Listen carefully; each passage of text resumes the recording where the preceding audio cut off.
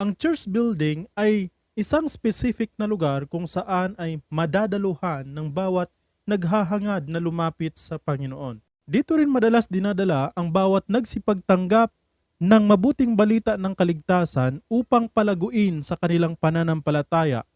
Ito ang dahilan kung bakit dapat ay taimtim na ipinagdarasal ng bawat mananampalataya ang kanilang samahan maging ang kanilang bahay dalanginan.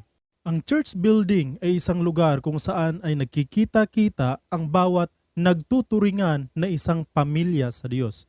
Nakakalungkot lamang sabihin na napakaraming simbahan ang napakagulo, hindi nagkakasundo, hindi nagkakaisa, madalas ay nagbabangayan na dapat sanay sila ang magiging mabuting halimbawa sa bawat bagong mananampalataya.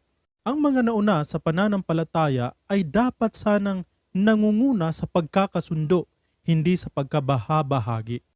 Philippians chapter 4 verse 4 to 5, sabi ng Biblia, "Rejoice in the Lord always, and again I say, rejoice.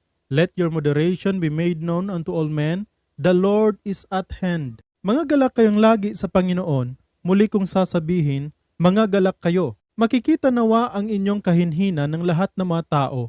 Ang Panginoon ay malapit na.